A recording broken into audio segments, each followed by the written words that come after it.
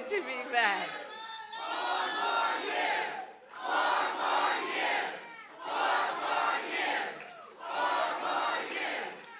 Thank you, indeed.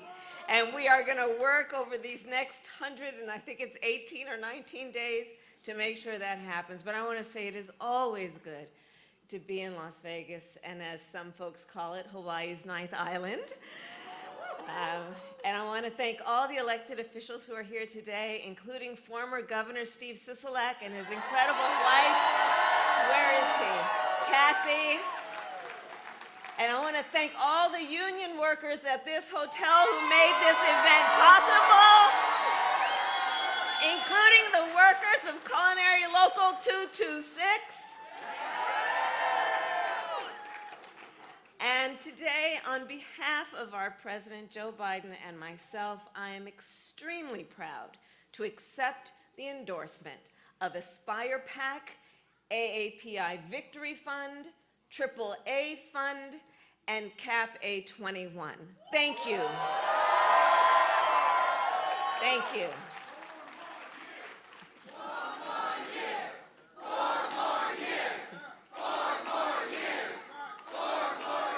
And a lot of work to do. So let me just say, this is an extraordinary room of leaders and dear friends and long-standing supporters of the president and me. I see so many friends here. And so many of you have given so much of your time and your leadership to fight for the promise of America and everything we stand for. And I thank you for that. And on behalf of our president, I thank you for that. And you all know, this event today is one of the highlights as testament to what the president and I stand for and who we stand for. We stand for the beauty and diversity and the promise of America. And the individuals in this room right now each represent just that. You know, many of you know my mother arrived in the United States from India when she was just 19 years old. And she and my father met while they were active in the civil rights movement. In fact, when I was young, my parents would take me to the marches in a stroller. I was in the stroller, of course. My mother had two goals in her life: to raise her two daughters, my sister Maya and me, and to end breast cancer. She was a breast cancer researcher. And I'll tell you, my mother never asked anyone's permission to pursue her dreams. Never asked. You know, my mother, who was all of 5 feet tall, but if you met her, you would have thought she was 10 feet tall. And it is because of her character and strength and determination that within one generation, I stand before you as Vice President of the United States.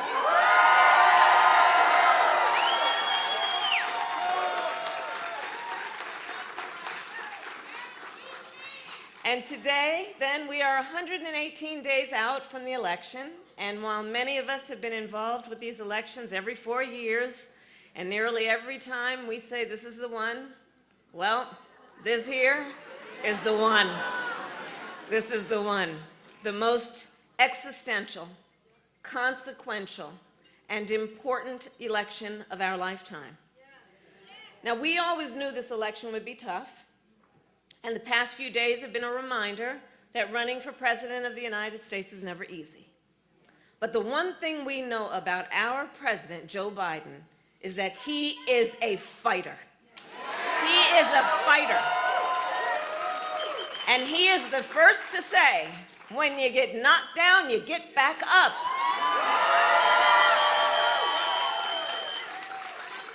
We all know, many of us know what that is. So we continue to fight, and we will continue to organize. And in November, we will win. We will win. We know what hard work looks like. We like hard work. Hard work is good work.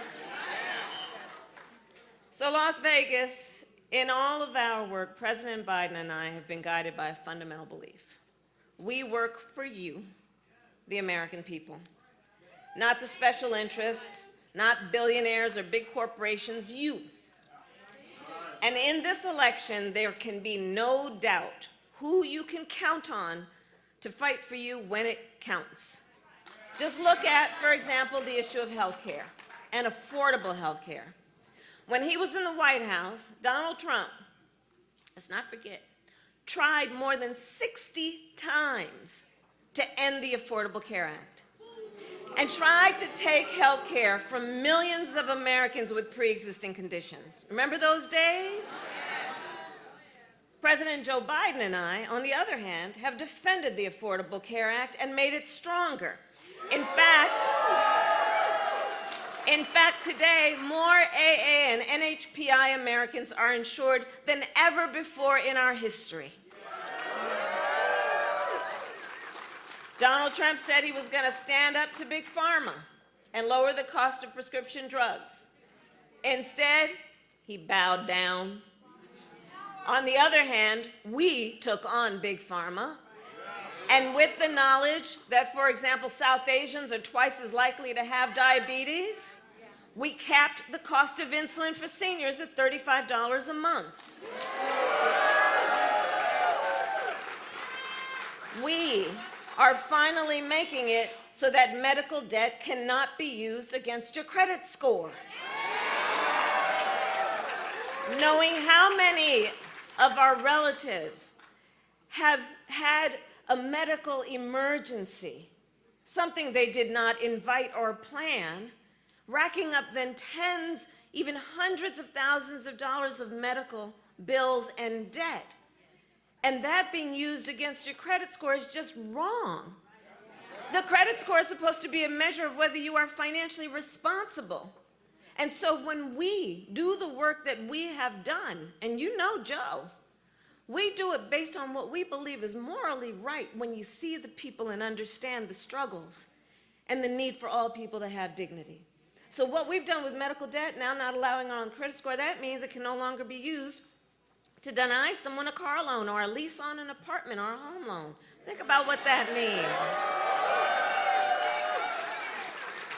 Then there's the issue of student loan debt.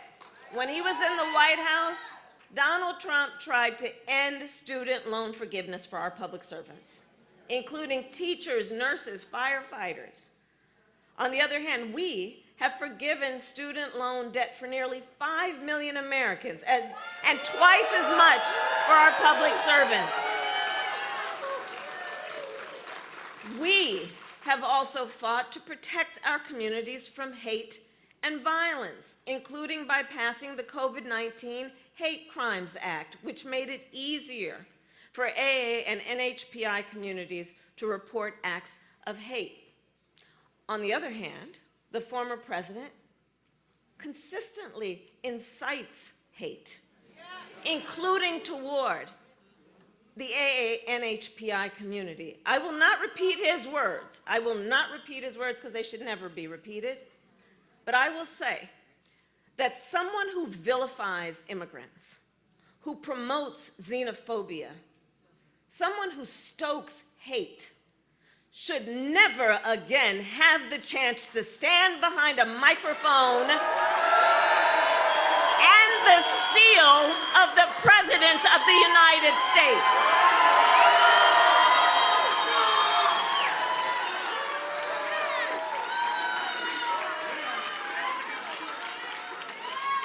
There is so much at stake in this moment, including, sadly, that there are some issues that require, I think, a lot more attention from the press.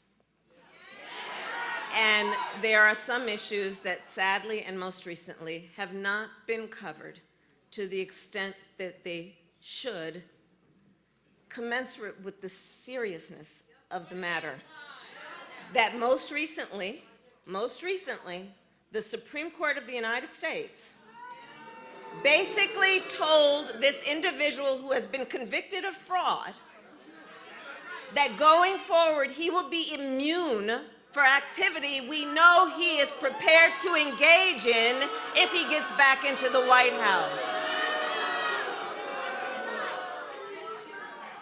This is not 2016 and 2020 when you think about what that fact means in this upcoming election. Consider, Donald Trump has openly vowed, if reelected, that he'll be a dictator on day one, that he will weaponize the Department of Justice against his political enemies, round up peaceful protesters and throw them out of our country, and even, quote, terminate the United States Constitution.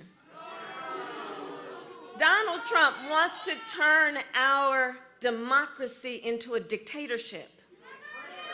And the Supreme Court basically just declared he can get away with it. What's more,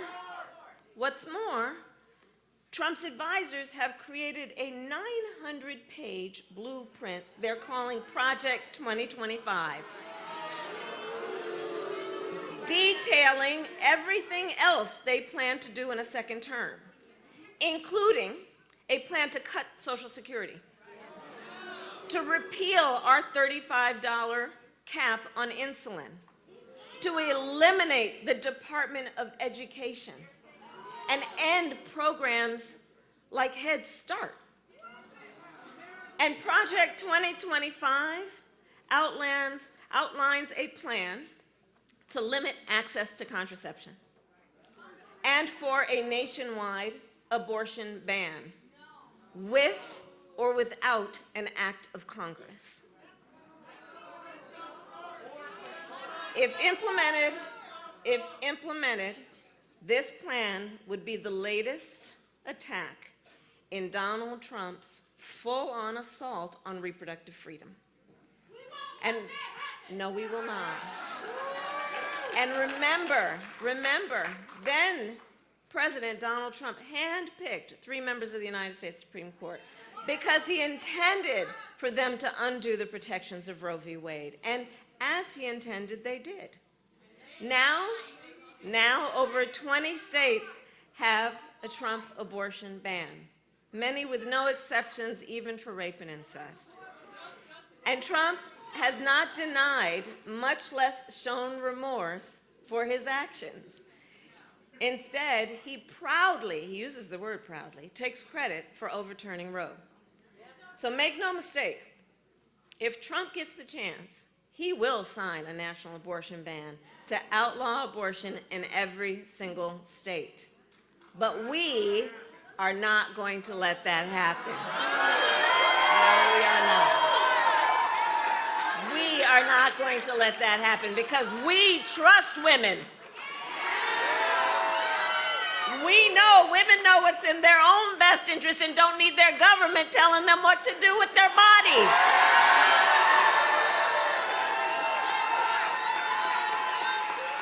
And when Congress passes a law that restores the reproductive freedoms of Roe, our President, Joe Biden, will sign it into law.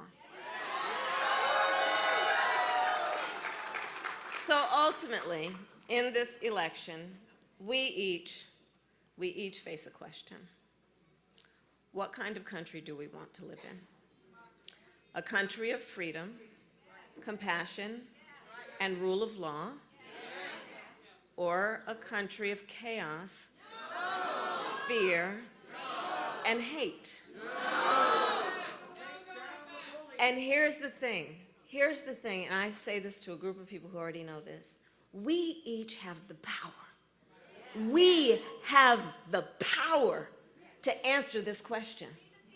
So if the Supreme Court says the laws do not apply to Donald Trump, if people like Mike Pence are not around to stand up to him, and if extremists in Congress continue to bow down to him, our last defense, our last line of defense is the ballot box. Our vote.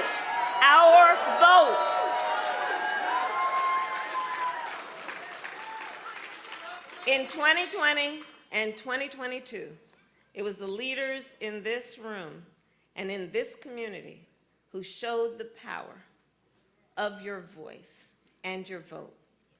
And in 2024, we need you to do it again. So today I ask, Nevada, are you ready to make your voices heard? Do we believe in freedom? Do we believe in opportunity? Do we believe in the promise of America? And are we ready to fight for it? And when we fight, we win.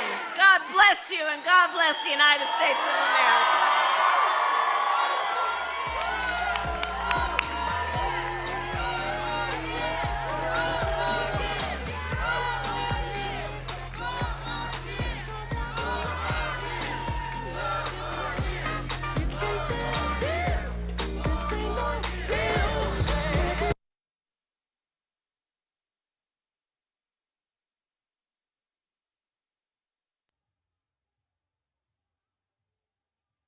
Sorry, yeah, thank you very much. Where is she, right over me? Can you still see her?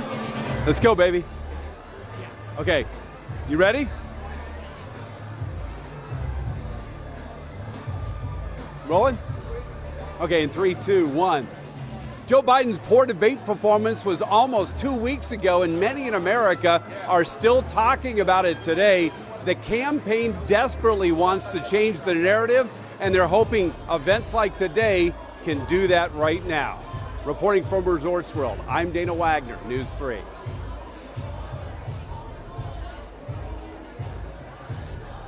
Okay, do you want to do the intro? Or do you want to do it one more time? Okay. You ready? Okay. Okay, in 3, 2. Joe Biden's poor debate performance was almost 2 weeks ago, and many in America are still talking about it. Campaign is hoping to desperately change the narrative, and they hope events like today here at Resorts World can do just that. I'm Dana Wagner, News 3. All right, you want to come down here?